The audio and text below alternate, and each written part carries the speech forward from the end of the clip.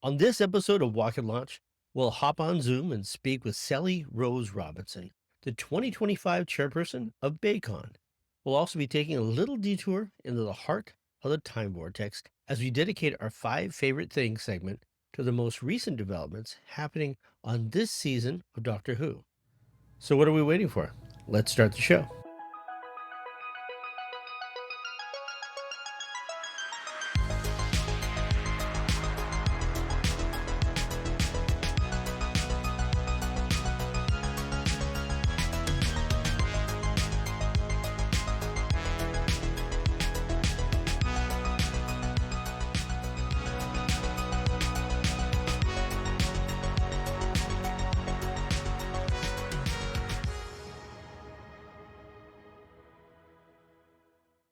Welcome to Wocket Launch, our virtual sci-fi water cooler, our opportunity to hang out, meet others, and discuss some of the shows, events, and rumors behind the very creative and cool stuff that we all love.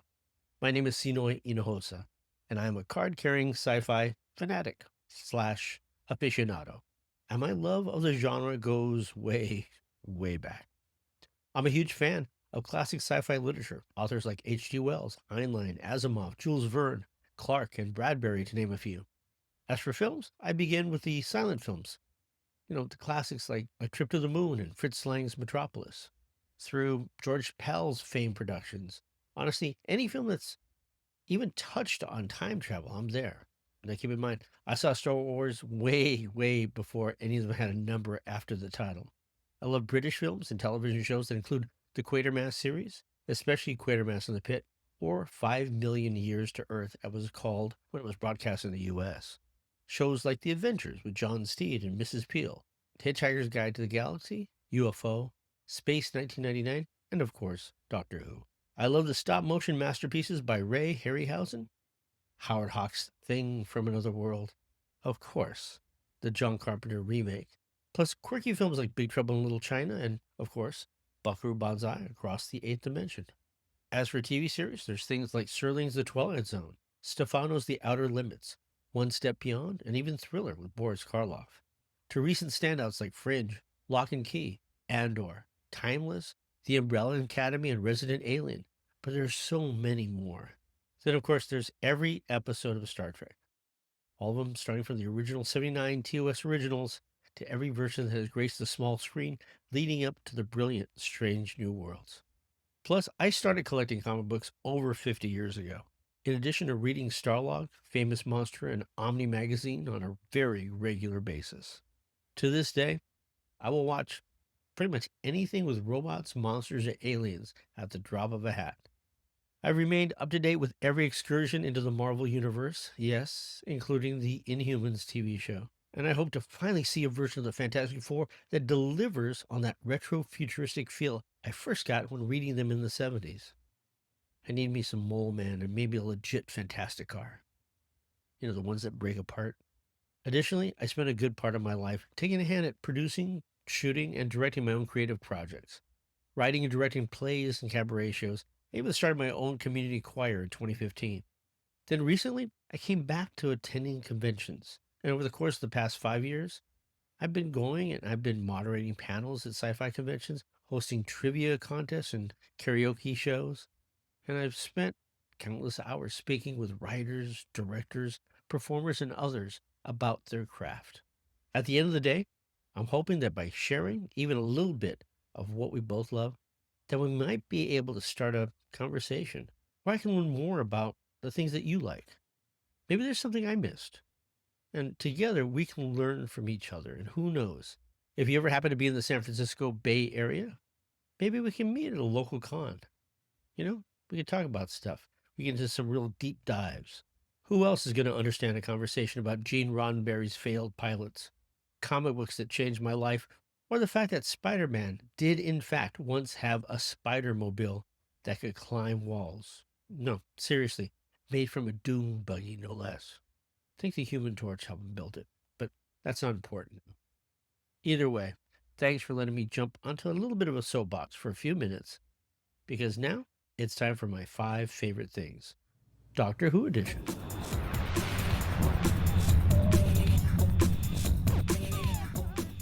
All right, so the most recent season of Doctor Who just aired their finale, and boy, was it a doozy. A bunch of surprises, guest stars, and more. So there will be spoilers if you haven't seen it yet. But we will start with an area that maybe hasn't been discussed as much. Our number five favorite thing concerning the current run of Doctor Who is the music of Doctor Who and the return of Murray Gold. Of course, the iconic theme has a huge place in the history of sci-fi, but it's the return of Doctor Who in 2005 that brought us a musical director like none other. Someone who crafted specific themes for both individuals and situations, for moments that we'll always remember, and some we might want to someday forget. His return with RTD has been much appreciated, and Murray Gold has delivered over and over again, bringing something special and quite fantastic to the good Doctor. On to number four. Our number four has to do with the Doctor's family, not since Stolen Earth, where we had a mashup of Sarah Jane Adventures, Torchwood, and others dropping by to support him. This season has brought us back to Unit. Kate Lethbridge Stewart. We've had not one but up to three different companions of Lynx, Rose Noble, and a literal backup crew standing by to assist the Doctor in his endeavors. The Doctor is at his best when he has his loved ones around him, and now he has the emotional fortitude to be able to tell them how he feels about them. It's good to be the Doctor. All right, on to number three. There is more. That is the crux of number three. Even Doctor Who ended, we still have more adventures coming with the war between the land and the sea, featuring our favorite unit gang. Now, it's coming out a little bit later this year. We do get to find out what happens when the Doctor's not around and the Earth is in trouble and threatened by his old enemies, the Sea Devils. So fear not, Whovians, there's still more to come. The tides have drawn us together. We could make a difference, you and I. End the conflict between our species before it's too late. I don't know why you chose me for any of this. You have to stop! Will you trust me, Barclay?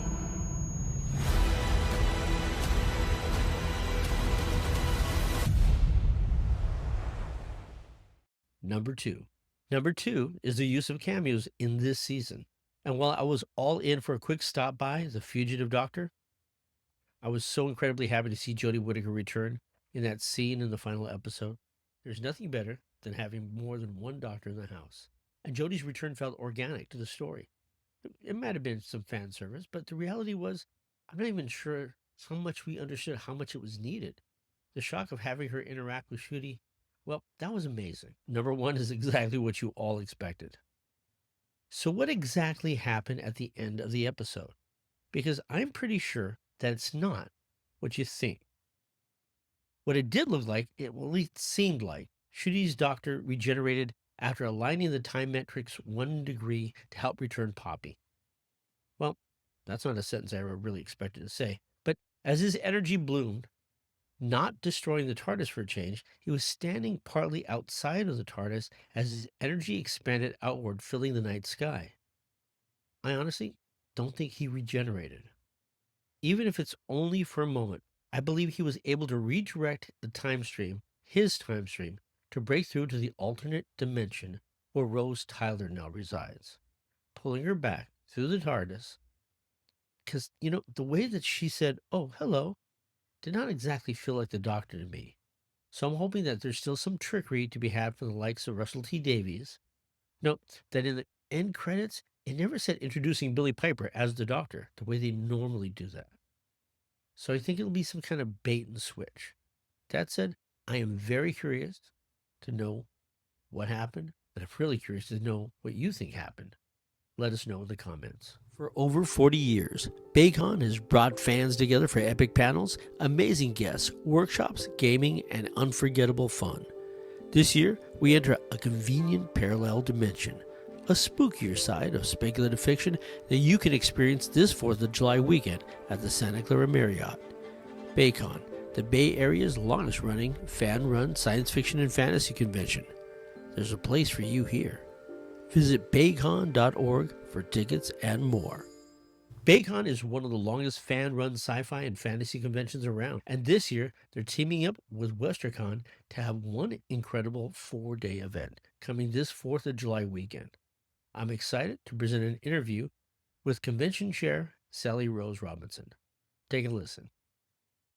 What was your entryway? What was the thing that got you into science fiction, fantasy, and horror? What was your thing? Was it a show? Was it a book? What was it? It was 1977. I was 7 years old, and my parents took me to see Star Wars. And I was hooked because Princess Leia, we grew up with Disney, but to see a woman on screen kicking butt, taking names, because again, I know Star Trek was there and Uhura was awesome, but that was my mom's show, so I wasn't really watching that. But going to see Star Wars the first time, and I saw every film in theater when I could after that. So that was my big first one. Now for the horror, it was actually Stephen King and Christine.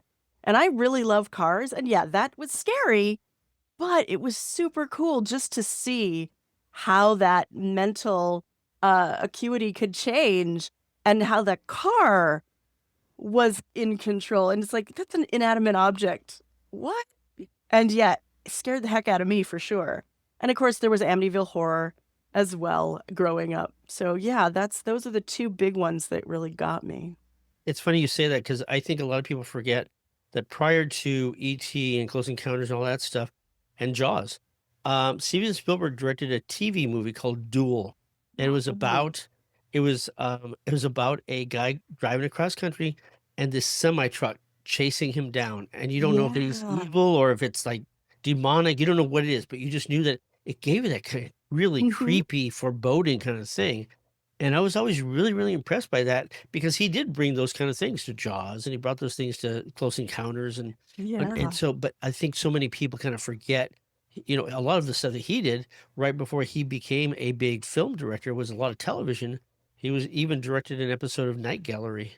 Oh my That goodness, I that forgot Rod's, about that. yeah. So there's a lot of stories about him and some of the stuff he did on the Universal lot. But yeah, there's some really cool things. But yeah, I think we all have like that seminal thing, that thing that we go, oh, that's the thing. Like for me, it was Star Trek. I'm not gonna lie. Oh, that's fair. And the reruns, obviously. I'm not that old. I feel that old, but I'm not that old. You're not that. And so I was, I would watch the reruns, and Mhm. it just became this thing. But at the same token, I used to have a button. I don't know if I have it anymore, but I had a button that said, I used to run home for Dark Shadows, Oh, yes. and we used to That's run so home after good. I school. remember watching that too. And then, of course, there was always the reruns of The Twilight Zone. Always. And when I was in high school, we sang a song called the Twilight Tone, that was the Manhattan Transfer song that was a play on that. So that was always like bringing that back and that creepy sound. Well, and then also, like I said, when I was growing up, the movie just was such an iconic, oh my goodness, do you really want to see something scary? And I Dan remember having Aykroyd and Albert Brooks. Yes, exactly. absolutely. And having those conversations with my friend who has now become my husband, that was one of the things we connected on, was just talking about how essential that movie was for our childhood and how his father and he went and saw it and scared the heck out of him on the drive home, with doing that. Do you want to see something scary? And they pulled over for a moment and turned the lights out. And it was just like, oh, goodness. But those are the films that, you go back and you watch. And again, John Landis did an amazing job with that film, even with the scary part that happened. Yeah, no, and everything. I mean, quite frankly, it was remarkable for them to recreate certain episodes of the Oh, yeah. original show with a kick the can, and but yeah, I've always been very impressed with the fact that a good story will last for Mhm. so long. And when you look at Richard Matheson and some of these writers, and Rod Serling, who wrote the majority of the episodes, which again, surprising, he did so Mhm. much. And I think that people kind of forget that because these are like stories, to serve man. You always remember Mhm. these characters and the things that happen, and they kind of like stick with you. And Yeah. that's one thing that I really love about the genre, as far as science fiction, horror, and fantasy allows you to explore something that maybe in your regular day, in your workaday life, you're not going to be dealing with. Yeah. But at the same token, you're like, did I see something in the mirror? Is there Yeah. something there? Is And that a so, body snatcher? yeah, What? Did that Y- is that a pod person? Because 'Cause you're acting so weird. Are you really who you say you are? You know, yes. Kevin McCarthy was so amazing in Invasion of the Body Snatchers that you felt bad for him by the end of it because he was going Oh, insane. absolutely, And absolutely. and even when they did the remake, which I don't remember, so I just know that it happened, but it never hit me the way that one did. One of the So, first scenes in the remake is Kevin McCarthy screaming and getting hit by a car. that's right. It continued it on, and I think that's one of the things I like about science fiction is the boundaries aren't there with storytelling. Yeah. So often you watch a good show that you really like. Lately I've been watching a lot of Doctor Who, a lot of Star Trek, a Mhm. lot of, all this new stuff that's out there. And what I like is the fact that they're willing to take a chance on Mm. creating a different type of story Yeah. and not starting at the beginning and going to the middle and go to the end. They'll start right at the end. And then you kind of like, wait, what's going on here? And then they'll restart it. And you're kind of like, how do we get here? And I just love that ability to kind of change storytelling up a little bit. Well, like, for example, Dresden Files, one of my favorite book series, and when they did the TV show, they didn't start with the first book, but they did eventually go back to it, and I mean, it only had 1 season, but I thought it was fantastic the way they were able to go back and forth in that, and really catch you up because they you dropped you in thinking, like, treating you like you knew everything that was going on. Well, and then if we wanna talk about, changing the way we look at media, think about Chilling Adventures of Sabrina. It came out of the Archie comics, Right. and then they decided they were gonna make a more scary version of the comic, and then that became the show. And I think they did such an amazing job with it because you just forget about the comic book altogether, and you're just in this universe that they've created, and I think that was really amazing. And it's funny because we was look at films and television shows and how they work and vice versa. Everybody kind of forgets that Buffy the Vampire Slayer, the movie, didn't really Yes, do that well. that's true. And then the TV show did incredibly well. Mhm. And now it's it's an amazing thing to see how one thing begets the other and the different versions of things. Like right Yeah. now, I'm currently watching Star Trek Strange New Worlds, which Oh, is it's a prequel show to the original series. mhm. But the elements are there, and Spock is there, and some of the characters from the original show are there, but we get to see this whole different dynamic, and so I think that is one of the gifts of science fiction in general, is Mhm. the ability to not have the limits, and Yeah. I think and it's funny I say limits because I do think I go back to those TV shows like Twilight Zone and Outer Limits, One Mhm. Step Beyond. There's a bunch of shows in the '50s and '60s that deliver that on a weekly basis, and I think that's just I mean, it is a remarkable way to grow up, and I'm very thankful that that's all part of what, my life was. And Yeah. I too have seen every Star Wars movie on the big screen, the biggest screen it possibly could, Yep. and, it's always And been a and remarkable thing. I'm gonna say a horrible thing that nobody's gonna like, but I don't care. I like the new 3, 7, 8, and 9. I enjoyed them very much. I thought they were great. See, here's the thing.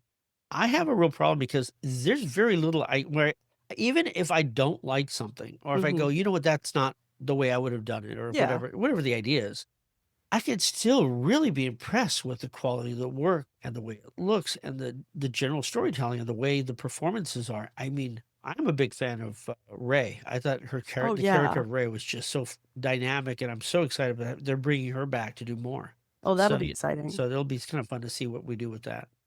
Well, I think what's happened is the fact that I think there is a shift in our psyche because now we have a weird way of consuming stuff. Mhm. I remember when I was young, one of the things that really excited me was the possibility someday I'd be able to take my little TV and go anywhere I want and just watch whatever I want. And I have that now. Yeah. I can pick up my phone, I can see whatever, almost anything I like. It's right Yep. there. But it also changes the way we do it. We're not used to sitting quietly and waiting for things and, being I don't know, just being more aware of all the workmanship that goes into it. And that is one of the things I love about conventions is the fact that our opportunity to talk to both writers and artists and people, technicians and people that are in the film business, Mhm. it's because we get to learn all the work that they and all the time that they put into something to be good at it, to be good at what they do and to build their craft. And I think the more we respect that, the more we're like, we'll consume things a little bit differently. That's why it's really hard for me to go, that's a terrible show or really bad movie, because I know the work that they're putting in just to get it Right. done.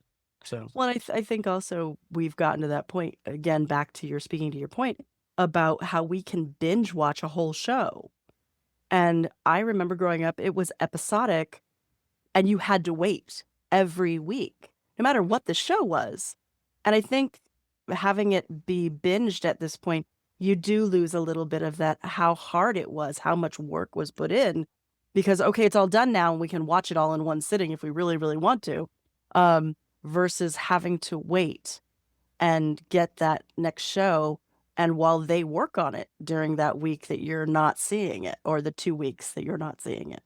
yeah, I'll So never forget the summer break that we mhm. had waiting when Star Trek: The Next Generation had the Borg episode. They took Picard, and he's like, Riker's there to blow up the Borg ship, and it's like fire, and it went to be continued, and everybody screamed in the room, Yes, they did. and they were all upset, and then we had to wait 3.5 months. And I think that really is something that people they weren't prepared for, and it makes you think about it, and also created that water cooler moment where people would Mhm. talk about it over and over and over again. Did you see that? Can you believe that happened? What's going to happen next? I don't know. And people would talk about it. Now it's so immediate that you're right. You binge it, and then all of a sudden, I've just seen 2 seasons, and I've eaten a lot of potato chips. Yeah, it's Well, hard. and also we don't have those water cooler moments either. As much as I appreciate having that work from home opportunity for folks, um, being in a space where you can gather at, during your lunch break, during your coffee break or whatever. Hey, did you see? Have you seen? What are you watching now? I mean, you can still do that if you're working in an office, but if you're not, how do you get that, finding those spaces? And, you can make that community. For example, when I was younger, we had an internet cafe that we would always go to, and we would be able to have that moment of being able to connect with folks who also think like you do in a way. And that's also what conventions provide as well, is having those gatherings. We call them birds of a feather gatherings, where people will just like, okay, for this hour, we're going to talk about this topic in this room. Head on in there and you can like meet other people who also like what you like. So I think we kind of miss out on that a little bit as well, of having those water cooler moments. Yeah, I think the other thing that happened was that with COVID, we were getting so used to being by ourselves Mhm. and not interacting with other people. And that was the other thing that happens is the fact having moments where you can actually sit there. And it's always been my favorite thing about conventions. And I've said this too many times, and I think people won't be tired of me saying it, but it's the thing that I truly, truly love is that we can all be in the same room. And I don't know any of the people in this room, but I know that we all like something at the same time. And Yeah. then it's just the excitement of trying to figure out, oh, what do you like? Yeah. And then finding out, "Oh, yeah, you like I like that too," then we start talking about some random Twilight Zone episode or whatever the case would be. But it's always that familiarity and that community that you don't Mhm. get other places, and that's one of the best things about conventions, and I Yeah. think that's one of the best things about BayCon. And I would agree. It's the best time where you can hang out with 1,000 of your friends that you didn't know you needed or had, and be able to talk about things that you are passionate about and that you care about, and find other people who may have similar, but they might have a different view. For somebody who doesn't know anything about BayCon, what can you tell us? What is BayCon? Where did it originate, and what is it today? From what I know, and I've been doing BayCon since 2007, but it's been around since it started out in 1982, and I believe it was a WesterCon bid, which is before we had all of these very big meet your hero movie star conventions, we had smaller fan run conventions, and one of those was WesterCon, and it came out. It's been around for this is its 77th year, and it's partnering with BayCon. And so BayCon originally started out as a bid that didn't make the cut. So the folks went, hey, let's do one ourselves. So they did it over Thanksgiving Day weekend in 1982, 2, I believe. It's been going strong, and we moved to Memorial Day weekend, and then a couple of years back, of course, we had COVID, and then after COVID, we went, you know what? We need to really move to from Memorial Day weekend and be on 4th of July weekend. And so that's what we did. And then also we went from being a for-profit company, and then we got our 501c3 status and became the Society for the Promotion of Speculative Fiction. And we are now a full nonprofit. We have members who vote for us as, board members, and anyone can be a board member if you are a member in good standing, and we have openings. This year we have 3 openings. So that's the quick version of the history. Now, what is BayCon? BayCon is a fan-run event put on every year by a bunch of crazy folks who really love science fiction, fantasy, horror. Science fiction, fantasy, horror. I think anything you can think of, we bring it up, we celebrate it. But we do it on a more granular level and more of a being connected to the fans and to the writers, and trying to be more where you get to interact. And there's not just meet your big stars and have them talk at you, but it's also talking about different aspects of all of these genres. This year is focusing on supernatural, so we're going to have more horror focus. And the other thing we're going to be doing that's special for this year, in the last 2 years, we were focused really strongly on STEM. And this year, while we're still doing that, we've now added Afrofuturism, and we're going to have an Afrofuturism lounge. And because one of our GOHs is a prominent tarot person, we're also going to have a divination suite. So that will be running all weekend long with all of these panels, plus e-gaming, plus tabletop gaming, plus the chaos stage. So it's going to be a lot of options and opportunities. And then, of course, there's going to be music, there's going to be concerts, there's going to be filk, if you're into that. And if you don't know what that is, that's where you take music and do it about science fiction and fantasy and other genre topics, but put it to music. So we'll be doing that as well. I think that the best thing about it is the fact when you look for a science fiction convention, you say what's going to be there. It's almost like you could say what's not going to be here, because almost everything's going to be there. Anime is represented, cosplay is represented, people, gaming. And I remember my daughter last year, she was so excited about the Lego. There was a Lego thing. I mean, so it just keeps going on and on and on. So that's really exciting. So now, how did you get involved with BayCon? I actually had friends from high school that had been going, and I just never was allowed to because, again, parents doing the whole, you can't go away for a weekend. What are you talking about? You're only so-and-so age-wise. And then my friends, it was 2006, and a bunch of my friends were like, hey, we're going to BayCon. You want to come? I'm like, sure, I'll come for the day. Do I need to buy a pass? Well, depends. Do you want to go to panels? I'm like, I don't know. So I went into the dealer's room because it was open to everyone. And I had a really great time looking around at things. And then I kept running into people I knew from other conventions that I did in the Bay Area, from PantheaCon specifically, who were running around doing what they did at that convention with operations. And I'm like, hey, I know them. And then at my next PantheaCon, they were like, so you want to join us and help out with this? We're going to have you come do the vault. And then from there, I just kind of kept coming to meetings and kept going, okay, well, where else do you need me? Where else can I be helpful? And one of my friends who had been doing this for many years, Kara Edwin von Brasket, went, why aren't you in ConOps? Let me drag you into ConOps. We need you in ConOps. So I joined ConOps in 2007, I think. Or no, that was 2008, excuse me. 2007, I started 2008. I was in ConOps, and then from there, they had me stay in convention operations for about 3 years. And then they're like, okay, well, would you be interested in running fixed functions, which were all of the events that were stable, like art show and the gaming room and the marketplace, and just keeping those people organized and stuff. And I went, sure, did that. And then they're like, okay, well, you did the really great job. Would you mind being second in programming in 2012? And I'm like, sure. So I was in programming from 2012 to 2015. In 2014, my friend convinced me, hey, you should help. We should put on a convention. We should chair. You want to do it with me? She said yes. So in 2015, we did Women of Wonder, and it was the first year out of that, and that time there was an all women guest of honor lineup. So that was kind of cool. And we had some really great people then.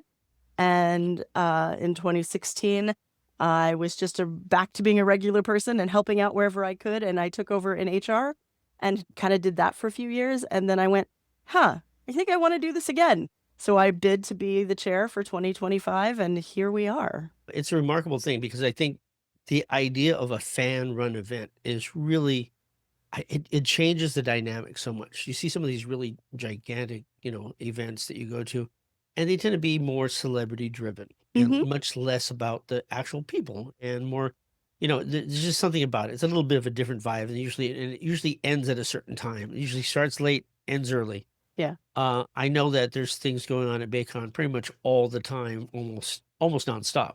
Yep. So I have to ask, what is just pick out of the air, what is one of your favorite things? One of my favorite things about BayCon is being able to watch new fans discover new artists, new writers, and then getting to explore and meet some of these writers they've never, like they may have heard of them, they may not have, and actually getting to ask them questions about how their work works, and just watching that somebody go from I may have read that book to, oh my God, can I get all of these books? Can I talk to you about how did you come up with these concepts? And it's really great to be able to have those intimate moments with an artist, with a writer, even with our GOHs, you know? And again, back to like the bigger con, you do get to have a moment when you go get your autograph or whatever. But this is like they're regular people having lunch, and you can go have lunch with them, or you can, have a conversation. And you can't always do that at the bigger events. And it's not because it doesn't exist. It's just harder because there's just Yeah, so it many it more it definitely people. is. It definitely is. I know that, I remember I harken back to the many, many moons when I was a younger person and living in Arizona. We used to go to something called Cactus Con, Hmm. and back then, the guest of honors would come, and then at lunchtime, they would each go to a round table, and you Hmm. would go and sit down and just have lunch with the guest of honor. And I just remember that so vividly, just being able to have a long form conversation. And Hmm.